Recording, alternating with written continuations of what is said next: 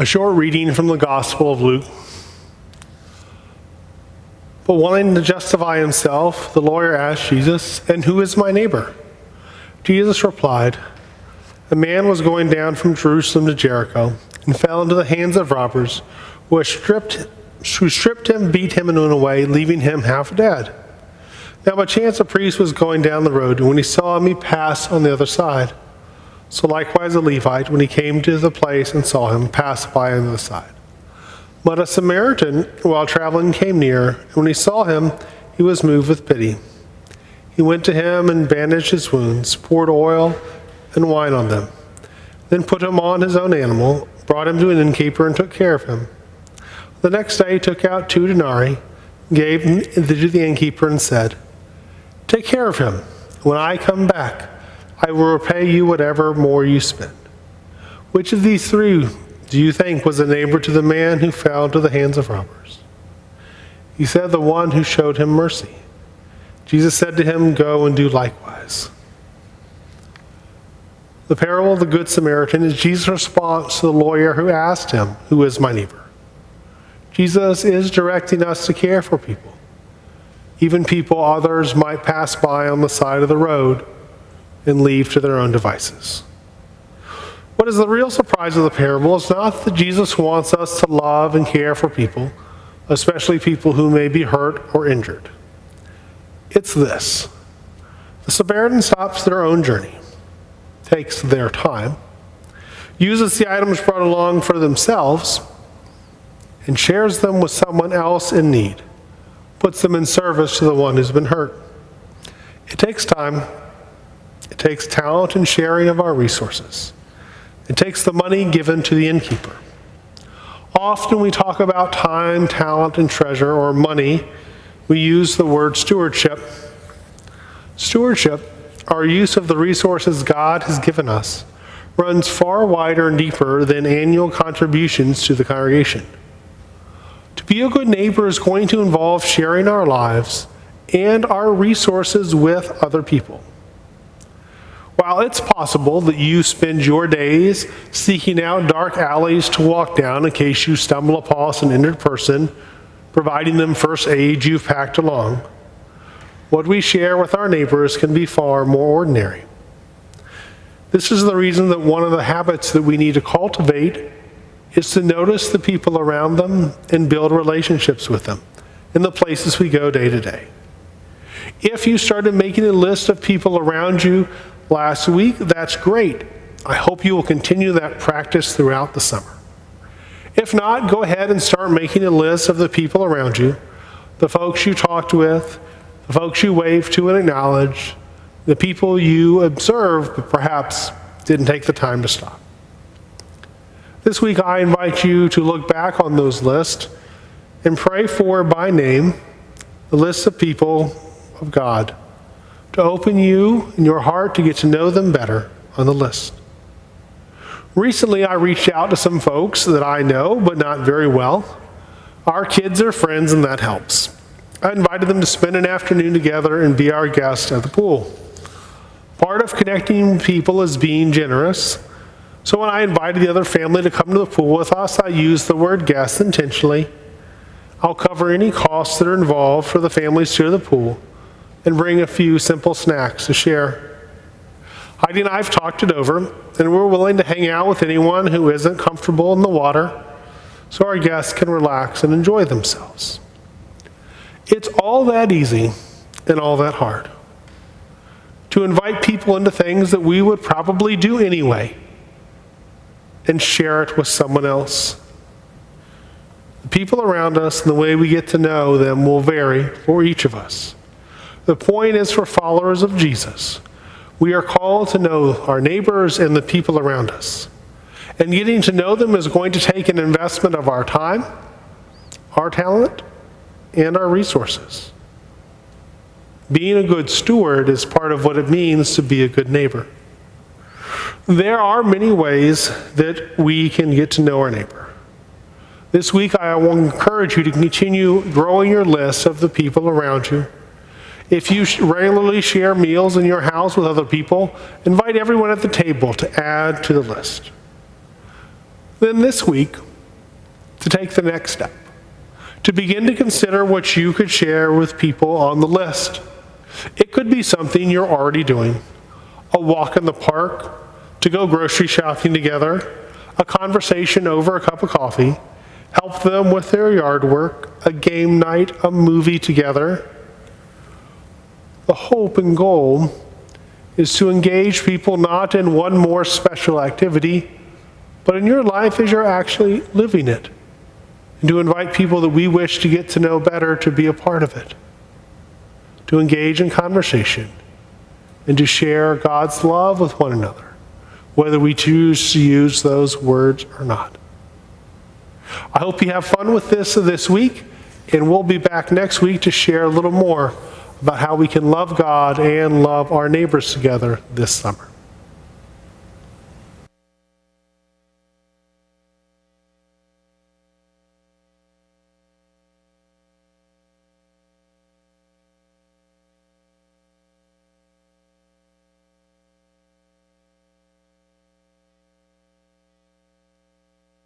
And thanks for talking with me today. Good morning. So I know you love church music. So could you tell us about any of your favorites or the best way to listen to church music at home? The way I listen to church music at home, I have like a living room downstairs, and when I work at my desk or other times, I have 5 CDs of hymns that I put on the CD player, and I turn it way up, and then I can sing with them, and no one can hear me because I don't have a great voice. And do you have particular favorites? Oh my! Oh, so many, so many. You'll find it at my funeral. My funeral is going to be all hymns. Okay. All right. What are some of your earliest memories of faith and church? Oh, they go way back to early childhood, 3 and 4 years old. I grew up I'm first generation born American. And we belonged to a Slovak Lutheran church, and under Missouri Synod, but we had our own synod. And the church was across the street from us, and they had Slovak services. So my parents took us when we were little to Slovak services, and I can remember writing up, messing up church, my devotional booklets as a small child. And the pastor lived on the same street I did, but further up. And as it would be, we became best friends family-wise. And I had a brother, 4 years younger, and they had 5 children. And there was always something going on there, so I spent most of my time in the parsonage growing up.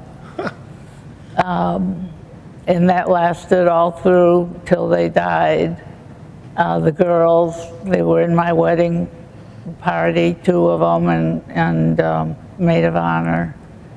And I went to a Lutheran elementary school through 8th grade. So I had that for my 8th grade. And we had Slovak school on Saturday. And then when we got away from Slovak, it became Saturday school, where we were preparing from little on for confirmation. Okay, and what age were you when you were confirmed? 12. You were 12. Mm-hmm, going to be 13. And did you receive your first communion and your confirmation at the same time? Yes, and we made public confession of our at the time of confirmation. Pastor would we learned the whole catechism, including explanations and Bible verses. Okay. And Pastor would ask us a question. We had a class of 4, and he'd call on you and ask a question, and you stood and turned to face the congregation and give the answer and sit down, and that's how it went. It was a 2-hour service. Wow. Wow. So I had a great beginning, faith, what's the word I want? I can't think of the word I want. Well, let me ask you this. Do you remember who taught you that you were loved by God?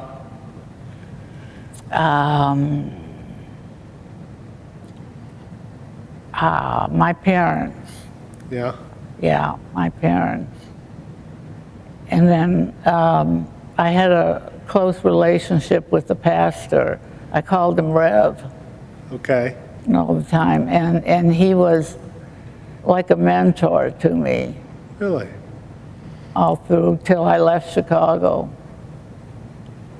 Then why'd you leave Chicago? I was married by then and had a child, and John's company transferred them to Ohio. Okay. Now, you helped raise 5 daughters, including 2 sets of twins. Right. How did that impact your faith? Oh, that has increased my faith so much. It's the best gift the Lord has given me. It means, after God, it means everything to me. Was it ever hard to get everyone to church in the morning? Oh boy, yeah, church started at 9 o'clock. Yeah, trying to get 5 girls ready in the morning was quite a feat. Yes. So who did the hair, you or your husband? Who helped with hair? Oh, I did. You did that? Yeah. If you were going to tell somebody about your faith or the congregation, what do you most want people to know? About faith, that if you have faith and believe, and if you turn everything over to God, life becomes very simple. And one of the things I go by is that saying, don't sweat the small things, and with God, everything is a small thing. Oh, that sounds good. How do you hope people remember you? Pardon? What do you hope what would your family and friends say about you? How would they remember you? Oh, I don't know. They would speak highly of me, I know that. Yeah. They love me so much. And we show our love a lot. Yeah. We're very kissing and hugging people. That you are, and you have a great carpool chain for Sunday morning among your daughters and grandchildren. Yes. I've observed over the years. Wonderful. Well, thank you for talking with us today and sharing a little bit about your life and faith. You're welcome.